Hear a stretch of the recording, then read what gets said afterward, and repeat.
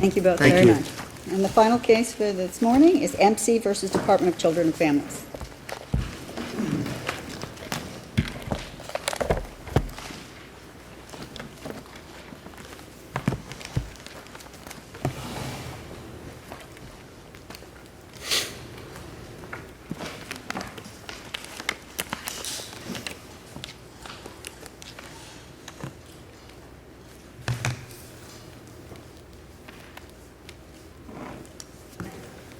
Good morning, Your Honors. May it please the Court. Kevin Colbert on behalf of the Regional Counsel's Office representing the mother, MC. Judge Rothenberg, if I may have 2 minutes for rebuttal, please. Thank you very much, yes. We're here on an expedited termination of parental rights as to this mother, MC, as to her 2 adopted children. I think, and this And because the department brought this under 39806-1F, they were required to present clear and convincing evidence that the mother engaged in egregious conduct, correct? or that she knowingly failed to protect from egregious conduct. Yes, Your Honor. Yes. That's exactly right. And I think this all comes down to this court needs to determine whether the trial court below received sufficient, substantial, competent evidence to support this termination. Clear and convincing evidence. Clear and convincing to support this when their expert witness, the CPT Dr. Byler, was unable to testify whether this was purposeful, intentional, or accidental. And that's the main problem with the case, isn't it? I believe that's the crux of the whole thing, Your Honor. He was unable to say what caused it. He said it could have been an alkali, an acid, or a hot liquid. He was unable to say with any Or certainty. the method of the application on the child, but he did say that it appeared from the red marks that there might have been some liquid that was placed on the child, correct? Correct. He Not said just the there washcloths. was a drip line. He said the washcloth could have caused the shoulders or the back, but that there was a drip line on the leg, which apparently was a liquid. Although, to be quite honest, and this isn't in the record, if you have a cloth that's wet, Yeah, if it's saturated, it can Right. certainly drip. but nobody seemed to bring that up below, so that's not before us. He was unable to say when this occurred, although he was, at the time he looked at the child, they were somewhat dry, the burns. So but he was unable to say how many hours or how many days before. He was unable to say, well, he did say that he saw no blistering. There was no debriding required, no whirlpool required, and no plastic surgery required. And the reason I bring that up is I think the important aspect of this entire case was who committed the injury upon this child. I mean, was it a substance that he poured on himself? Was it a substance that either the other caretaker in the house caused to come in contact with his skin? Was it caused by his sibling, or was it caused by the mother? And was there any evidence to suggest that the mother knowingly allowed it to happen, whoever caused it? I agree, Your Honor. That's absolutely the correct. rub of this case. And the department and the guardian are arguing that the court could make a reasonable inference. But in order to make a reasonable inference, especially to the level of clear and convincing, there has to be other evidence. Remind me, did he, based on, I know that he testified that no additional debridement, medical attention or surgery or anything else would be required to deal with this issue, but did he say that the conduct was of such intensity, magnitude, or severity as to endanger the life of the child? No, he didn't. What he did say was the injury was significant. He did say, and this goes back to where I was going with, if it's a single incident and it rises to the level of threatening the child's life, that would be sufficient. He did not say that here, and in fact, he opined that based on the mother not being able to explain the injury and the type of injury he saw, that this was a case of neglect. He didn't say egregious neglect, and this is Dr. Beeler, who's been doing this for 20 years. So under 39.086, if the case involves a single incident, must it always be an incident that endangers the life of the child? Well, that's the way the statute reads. I know that's how it reads, You're but right. that's why I'm asking you this. It says it can be a single incident if it's of such magnitude. Assume always a single incident. Must that single incident always involve a danger to the life of the child? I believe the statute reads can be, not must be. So the answer to that would be no, it doesn't have to be. But I believe the case law does support that reasoning. You think? I think 8061F2 does say egregious conduct may include an act or omission that occurred only once but was of such intensity, magnitude, or severity as to endanger the life of the child. May. I mean, And no, think no, that's what no, he's but asking you're- is, does it No, have no, to no, be? no, no, no. That's the May first include- part. Right, Oh, it okay. may include a single act is what may means. But the act has to be, okay. As, essentially, as long as it was of such intensity, magnitude, or severity to endanger the life of the child. Thank you, Judge. That's how I read the That statute. is how I would I read stand it. corrected, again. That makes two of us that read the statute that way. So are you aware of any cases? Actually counted as three. Are you aware of any cases that stand for the proposition that endangerment to the life of the child does not have to factor into the equation? No. When it's a single incident. When it's a single When- incident? Yeah, no, not when it's a single entity. And again, I think this goes back to, I'm not aware also of any case out there where the trial court and the department and the guardian are relying in part on a line of cases that say where neither parent, where the child was in the sole custody of parents and neither parent can explain what happened. Right.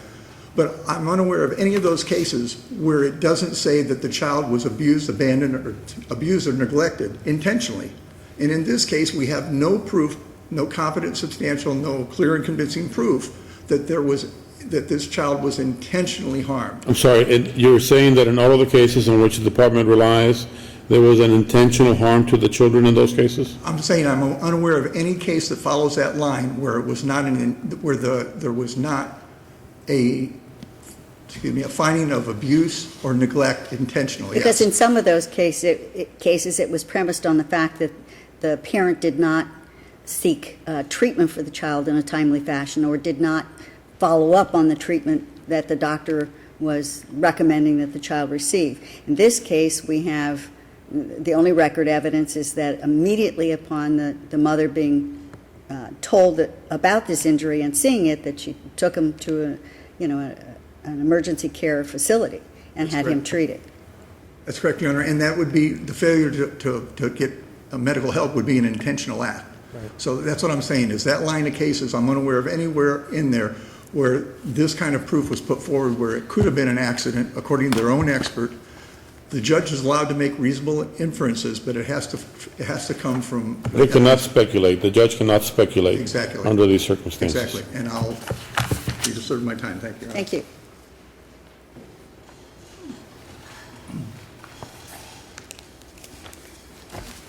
May it please the court, Carla Perkins for the department, Laura Lee for the Guardian program.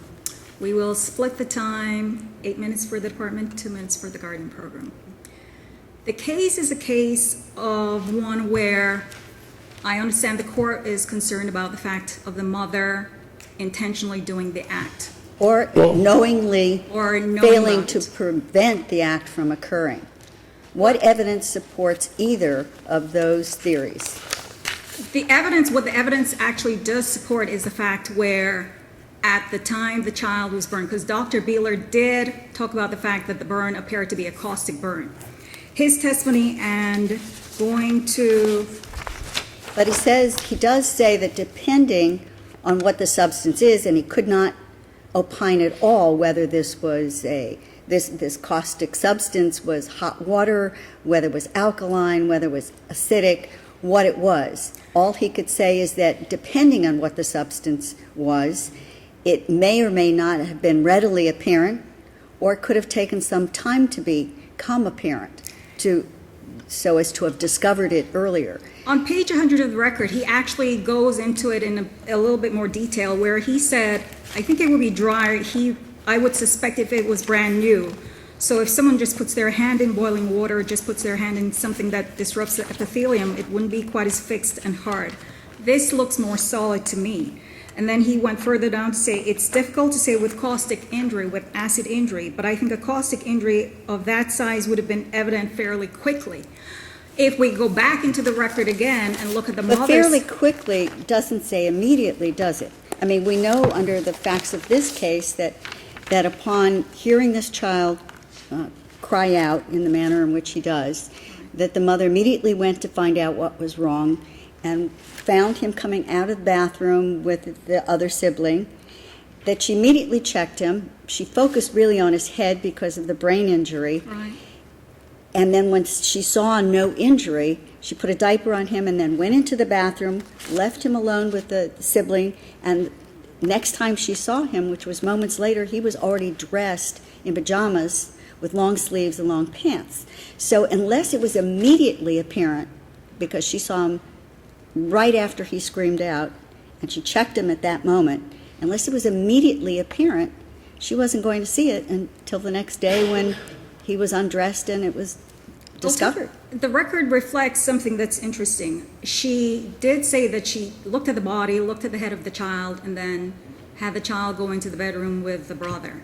Now, she did say that the older brother did dress him. However, what was interesting was the pajamas that was placed on that child was long-sleeved with long pants. Her testimony was, and this is on page 60 to 61 of the record, when asked about the pajamas that he was dressed in at that time, she said his pajamas worn the night before were short sleeves, short pants, and they were under his pillow. So that's grounds for termination of parental rights because she didn't check him further after discovering that his brother had dressed him in different pajamas with long sleeves after she had just examined him and not seen any injury. That's grounds to immediately proceed to termination of parental rights without offering any services of a mother who has for years fostered children, and specifically 15 foster children, who she adopts 3 of these children. This child is a severely handicapped child who had brain injury from his biological father. She took this child in at 6 months old after surgery, and is 24/7, around the clock, had to take care of this child and actually adopted him. This is grounds to immediately, without any other incidents of abuse of any of the children in her care, to immediately proceed to termination. Looking at the court's judgment, I think this court here is looking at the proceedings a bit differently from the trial court. Well, obviously, we are looking at it very differently. Well, because the trial court made all kinds of leaps in this case. Well, the trial court made a finding, page 431 of the record, paragraph 27. What the court said was, mother testified that the child was never aggressive or violent. That's an older sibling. She found that when the mother said the child cried out and then said the brother did the act that she said the brother did to EC was after the fact that he cried out. So the court made a finding, the court finds it counterintuitive that the child's injuries were seen the following Is day that clear and after mother convincing evidence? testified. I'm sorry? Is that clear and convincing evidence, the court's finding that it's counterintuitive, that the injuries occurred in a certain way? Well, the court is making a clear and convincing finding, and the court is basing it No, on... well, the court may say it's making a clear and convincing finding, but the competent substantial evidence has to support the clear and convincing finding, right? Right, correct. So it's not enough for the court just to say it. Can I ask a question? 39806-1F provides 2 alternative methods by which termination can be justified. I'm curious which of the 2 you are relying upon in the court's judgment for justification here. It would be the single act. That the parent engaged in egregious conduct? Well, the parent engaged or the parent knew. I'm asking which of them are you Well, the relying department on? is relying on the fact that, the court made a finding, but the department was proving that even if the mother did not do I'm it to the asking child. which is it? Is it that the mother engaged in egregious conduct, or is it that the mother had the opportunity and capability to prevent and knowingly failed to prevent egregious conduct? Which is it that you claim the evidence supports? The evidence does support that the mother knew that the child had the injuries, and instead of taking the child to immediately be seen by a doctor, because of the fact is... So I just want to make sure, because we want to compare apples to apples, so I need to make sure. So if I'm understanding you, you are not relying upon a finding that the mother herself engaged in the egregious conduct of burning the child, but rather she knew it either was happening or had happened and failed to act, knowing that it had happened at the earliest opportunity to seek help. Is that Correct. So tell me what evidence there is that supports a finding clearly and convincingly that the mother knew the harm had happened, and that as soon as she knew, she failed to get treatment for the child. Tell us, if you would, what evidence there is in the record to support that determination. Dr. Beeler's testimony, and I would point back to page 100 of the record, where he is clear that even though it would not show up, it may not have showed up immediately, he says, I don't know if I can say instantly, but I think fairly quickly. The fact is, he also described the child as experiencing discomfort. So a couple days later, when he describes the burns as more hard, because it's more solidified, he says that the child was exhibiting pain. No, but here's what he says. He's going back to page 100 of the record. He says, but the injury would at least be noticeable, and had it occurred within less than an hour or within a minute. His answer, it's difficult to say with caustic injury, with acid injury, but I think a caustic injury to that site would have been evident fairly quickly. I don't know if I can say instantly, but I think fairly quickly. Again, caustic injuries that are not properly treated, the caustic agent can stay on the skin or in the body part and continue to cause problems for a while. So it's very difficult to say with certainty the time frame between when he was injured and when I saw him. Don't forget, he saw him 2 days after the fact. Or the time frame when the time of whatever it was that touched the skin and the skin changes occurred. This is different than hot water. Obviously, if you have hot soup thrown on you, you have changes that are pretty quick. Although not always, all injuries to the skin have a maturation process that changes over time. So he specifically says he doesn't know. It depends on the substance that caused this injury as to how quickly you would have noticed it. And he said if it's left on the skin, then it's going to cause changes and can burn the skin. It may not immediately burn the skin. Right, he said, and he couldn't tell immediately, but he said, here, I don't know if I can say instantly, but I think fairly quickly. The fact is, the mother saw the child. The child was dressed in long sleeves and long pants. It's strange that the very pajamas, the short sleeve and the short pants that was underneath the pillow, which is what the child had worn the night before, that he wasn't dressed in the very same thing. But she had just examined him and not found any injury. And she testified, and there's no evidence to dispute it, that he was not acting in distress at all after that. Okay, but the problem here is the mother testified that after he was in the bedroom dressed is when she saw the child with the cloth. This is part of the problem that the lower court was having also with the evidence before. We don't know what this cloth's relationship to the injury is in this case.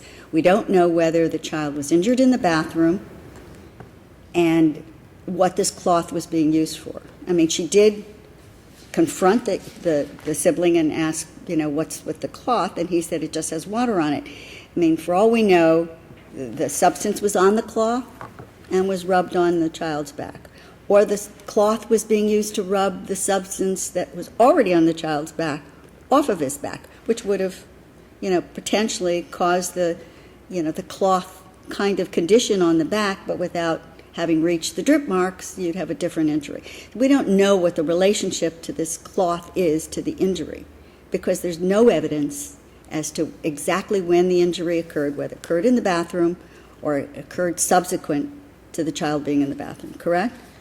Okay, so even if it occurred subsequent to the child going into the room where she saw the brother with the washcloth, the mother at that point in time could have examined the child again. I mean, she said she put the child to sleep in the bed in her room. Could have examined this child again. That's the entire basis of proceeding directly to termination without services. The severity of the case hinges on the fact that you have a 9-year-old child who basically is like an infant, where a parent would be very diligent. If something happens to a child, the parent is going to be very diligent with a baby. This 9-year-old is just like a baby. But this And the isn't a fact- case in which the child's life was threatened, correct? Dr. Beeler testified to the fact that the burn injuries were significant, Right? certainly potentially scarring injuries, potentially life-threatening injuries, because he said any burn that is big has potential for being that. And he said the child was in the custody of a caretaker who had no explanation for the burn. That's But no page additional 99. significant treatment was necessary, he said, right? I'm sorry? He said there was no significant additional treatment that was necessary, He correct? said no whirlpool was necessary and the debriding was not necessary, but the fact is, his concern was, you have a child that's not vocal, you have to have a parent who is I understand, diligent yeah, I understand. with a child who's not vocal. And the fact that you have a subsequent act, the child comes out of the bathroom, mother examines him, but then they go into the bedroom and the mother is saying, well, I saw the brother with a washcloth after the child was in the bedroom clothed, But but she never did I anything think part of the again. problem that we're having here is that the facts don't seem to support determination under 39.806 is what I have a problem with. And by the way, I have a little problem with one of the findings in the order, paragraph 29. The facts indicate that Eric Carter suffered extensive burns to his back and arm. It is not likely that Giovanni Carter was the source of the burns. So that paragraph seems to imply that it was the mother who caused the burns, right? Yes, Was there any evidence of that? She implied, well, I cannot say that I read through, because I read through this record twice. So I would not stand here and say that I saw in the record where mom definitely did it. But what I saw in the record was a problem where something happened to this child. At the time that he cried out, mother says that she examined him, but then after he's placed in the bedroom and clothed by a sibling, that the mother is saying she thinks the sibling is the one who did it, she leaves that very sibling to then clothe the child, and then when she's in the bedroom with the child clothed, she sees the sibling with a washcloth and she doesn't re-examine the child. All of which are excellent points, and no one here is suggesting that some proceedings might not have been appropriate, but we're here on a termination of parental rights petition that was granted on what seems to be a pretty thin record, and at least if you read between the lines, appears to be the trial court implicitly rejecting each and every aspect of the mother's testimony, even though there is no contradictory evidence, at least not under a standard of clear and convincing. Because you yourself have acknowledged that the justification that you're seeking for this judgment is not that she could have prevented the incident from happening, but that she did not seek medical care for the child when she knew, or if diligent, would reasonably have known that the child had been injured, right? Am I? Correct. I'm not misstating the position you're taking? Correct. All right. Very good. Injured to such severity. The department would ask that this court affirm the lower court's ruling. Thank you. Thank you.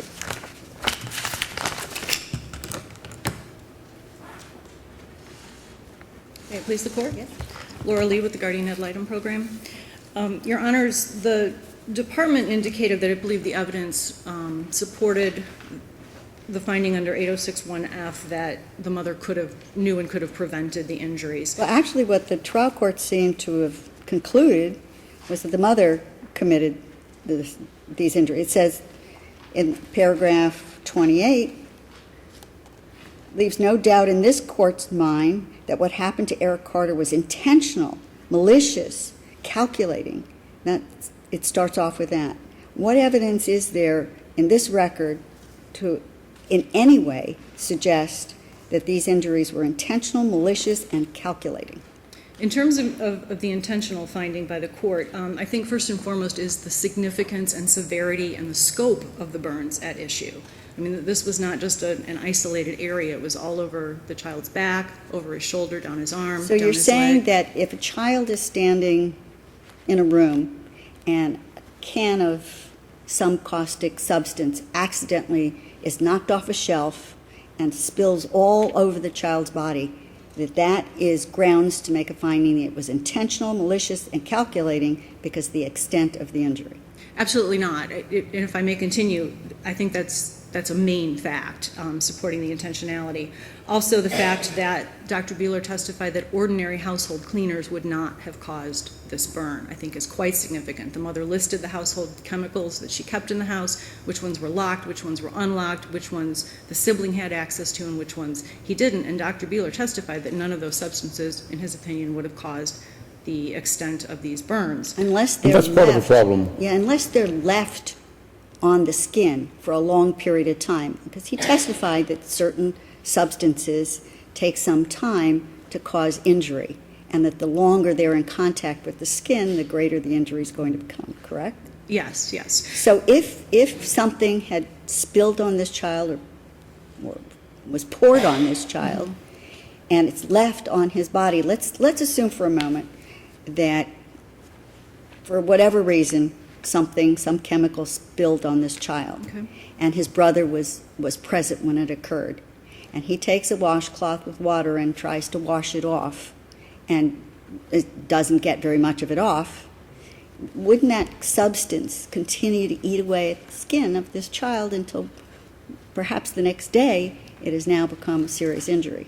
I would agree, Your Honor, but under that hypothetical, there would also... Bleach can do that. I mean, we're Yes. talking about bleach. Right, but under that hypothetical, there also would have been, the mother said she didn't see anything, didn't smell anything. If something had accidentally spilled on the child, there would have been a container, there would have been an odor, there would have been something that the mother could have pointed to. If it occurred at that location at that time. Correct. If it occurred elsewhere, maybe not. Well, Because remember, part of the hypothetical that Judge Rothenberg offered is that the substance fell on the child at some point in time and stayed there, right? So it could have occurred at some other point when no one else was aware. that's I mean, possible. we're all engaging in speculation here, Sure, and none of it right, is supported by the record, Right. right? And including maybe some of the findings of the trial court. But what I think is significant here is that the record shows that the mother was the primary caregiver for this child, if not the sole caregiver, and there's some Well, dispute about that. not the sole. Right, but but the primary primary, caregiver, yes. and this was a severely disabled, nonverbal child. The mother specifically testified at page 37 of the record that after she had heard EC cry out in the bathroom and checked him and he was dressed in his pajamas, that she tucked him into her bed because she wanted to keep an eye on him throughout the night. She was on notice that something might have been wrong. Yeah. Dr. Buehler That testified, points to an extremely responsible parent as opposed to one who was negligent. well, except that this child was severely burned and the mother supposedly didn't know anything about it. But The he's mother- holding his head. She talks about when she sees him coming out of the bathroom, he's holding his head. She knows that the area that he's pointing to is the area where he had surgery on his head. So her concern is that he banged his head, something happened to his head, and she watches him during the night, stays up till 4 in the morning to watch this child, make sure he's okay. But in light of Dr. Buehler's testimony that these burns would have been painful, it's incredible to believe that the child would not Except have... this is a nonverbal child, and the doctor did testify that he doesn't exhibit pain in the same way that other children do. Exactly, and this mother was familiar with how he communicated pain. She talked about she could tell by the sound of his yelling out whether it was pain or upset or anger or whatnot. So this mother was familiar, and And she given the testified extent... that the sound that he made was the sound that he makes when he's in distress, not when he's injured. I mean, she specifically identified the type Yes. of sound that he made was not the sound that he would typically make if he was hurt or something was hurting him.